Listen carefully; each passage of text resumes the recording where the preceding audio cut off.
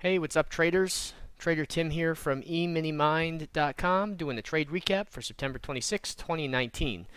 And it was a little bit interesting day today. Let's see, I'm just going to clear all of these drawings and we'll recreate the day and run through some trades.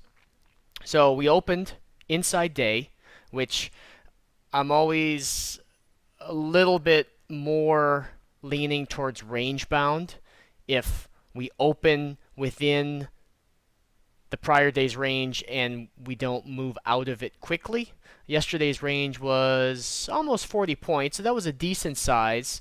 We were kind of towards the top of the range, so there was potential for us to move above yesterday's range pretty early on, but we didn't. So the first thing I'll do here is mark the top of the first 30 minutes and then the bottom of the first 30 minutes. And we came down, come on, there he is. We came down and made a couple of low ticks, one being at 656 Pacific. And if you checked out the webinar from Tuesday, I was talking about the nicey tick and how you can use it to trade the ES. So I wanted to run through a couple examples from today. The first thing I did, so we started trending lower in the first 15 minutes, and then right after that we went into this 10 minutes or so of sideways price action. So when I drew a high to low, we didn't pull back into its 50%. So if we don't tag the 50, I got to stay with that same anchor point at the open and then come down to the next low.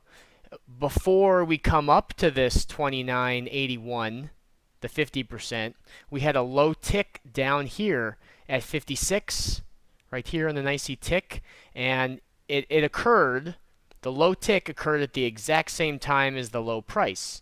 And so also being at kind of just about the 30-minute mark, there was a good chance that this line that I have here, or at least somewhere around this line, was going to be the bottom of the first 30-minute range. So the fact that we were an inside day already and trending away from breaking out, like we opened up here, it would have been easier for the market to break out by going up. Instead, we were going down. So better chance that we're going to stay range bound. So taking a long, going counter trend to the sell-off that occurred in the first 20 minutes was the first setup that I had, and that occurred with a low tick at lows, just by drawing the low to high here, like so. Gave me a long setup at 76.50s. Now I know some of you are going to say, well, if I draw the high to low here, we touch the short, and we didn't really break a swing high.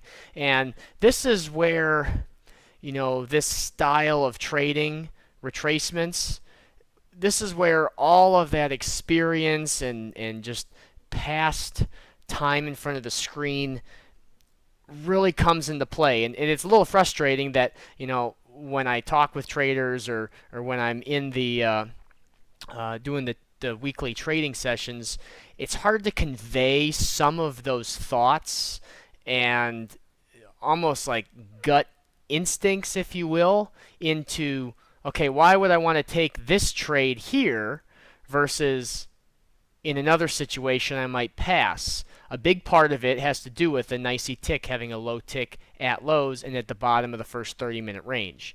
That ran up pretty nicely, pulled back, and then ran up again.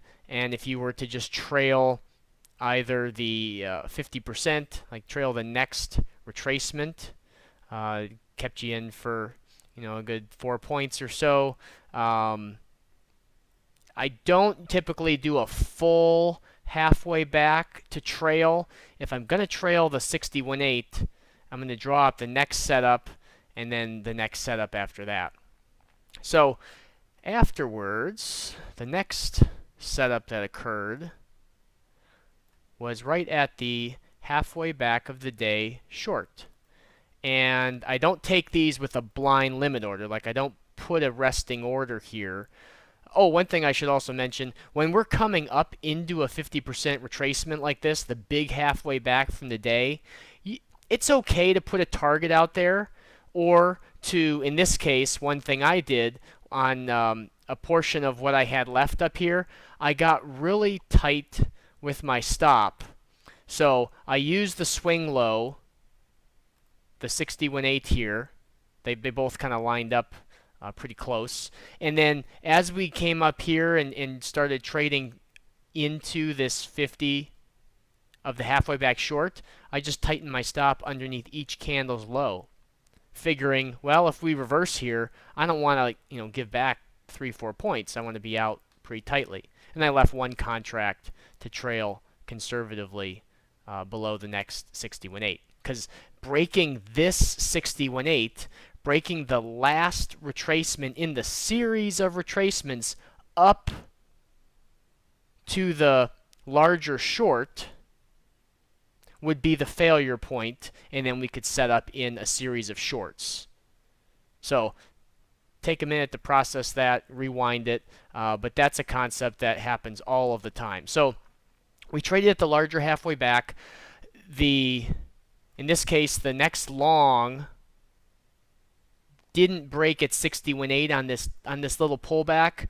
I was bummed. That was a great setup, but I didn't take it because we didn't really break the 61/8.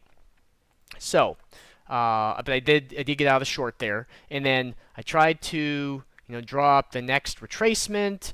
I don't like when I have an anchor point to lows and I'm looking for a short that the anchor point is down almost at lows. So this one was okay, but like if we double bottomed and my anchor point was something like that, now you risk this short setup failing. So couldn't get in a short there. Let's see here. Then we traded all the way down to the target. So this is the negative 23% target here, and I chose not to take this retracement short, even though it lined up really nicely with the bottom of the first 30-minute range. Normally I'd be all over that, but I chose to pass on that because right here we came very close to tagging the halfway back short. So then you would expect us to make the next full retracement like that, or in this case using this anchor point, and we did. We rallied and then touched it and sold off. But same thing, not looking to place a blind limit order here. If the distance between the 50 and the 61 on this one was a little smaller, in some cases I would, if it's like the second or third retracement. But again, inside day and expecting it to be range bound, so looking to fade here. We did have, let's see, what was our time? 21s. We had a low tick at 56s back here, but it didn't line up with the low price. So, I'm sorry, 56 we already talked about. It was 15, yeah. So, 715. Right here, we ended up with a low nicey tick that occurred at 715, but then price went lower. So when the nicey tick and when we make a new low price after a low tick, then that's a sign that we could keep going lower. So we didn't have a congruent low tick at lows. We had a low tick that then was followed by continuous lows. So there was no long setup right here in this area. Let's see, what else was happening? So then the next retracement, drawn like this. And we did start to move up. When we traded at the short, I always like to draw the opposing and see if we get a stop there, and we did. And this was one of those situations where I probably should have taken the long here because, like I said, I'm thinking range bound today, counter trend. But since the short had already traded, I decided to pass because the short was already in play. So what I do in these situations is just take the second one in the trend. You could see the 61.8 was broken up here, and just drawing the second one in the trend like that. You know, it's a 77, and this one down here is a 75.50, so it's a point and a half higher. But my thought process was, okay, we should be able to make it to the top of the first 30-minute range.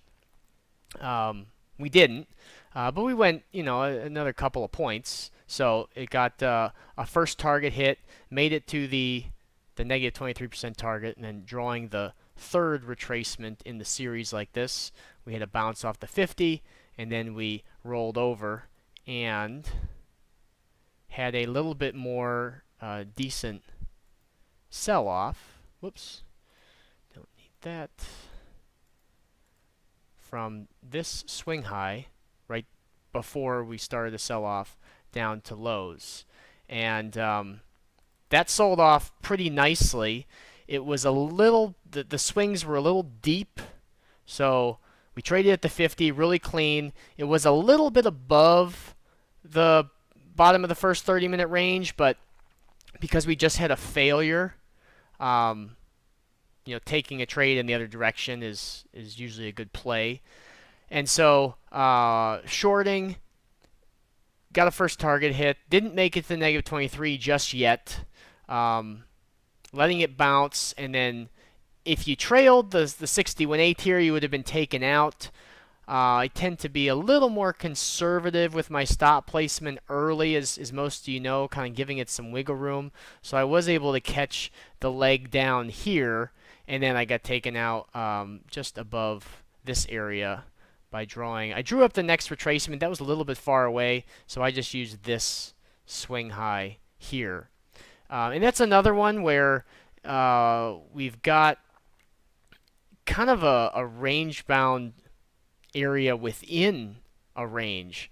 Like if I put a box around here, this consolidation right here was, we spent an hour or so within this area. So to have the market sell off, break lows, and then rally to the underside of this box, this consolidation area, my thought was, okay, now that area of kind of support where we were bouncing off of should act as some resistance. So it was a little bit anticipatory because this low didn't break the low of the day, but we have had, so looking back at yesterday and Tuesday, see these longer tails? Intraday, that means some sort of a sell-off and then rally. So I was kind of thinking, well, maybe we'll follow suit and get a little bit of a sell-off, and it was good for 8 points or so, and then that was it. That took me to kind of the 90-minute mark where I closed down. There were some other decent looking setups in the later part of the day, but I don't mess with the lunchtime session in the afternoon. So hope that was helpful. Trying to convey the thought process can sometimes be a little challenging. In Tuesday's room, or the trading session next week, I do want to talk a little bit more about the breakout strategy and some other things that that you can use for trading the futures markets. And I've been working with a couple of traders, and we've had some really good discussions. So I just wanted to kind of share some of our thoughts and conversations from those meetings with everyone, and you can check that out, emoneymind.com/VIP. We'll be doing the trading session on Tuesday, and that Nicey Tick webinar is up on the eMoneyMind homepage. So thanks everyone for watching this afternoon. Have a great week and a great weekend.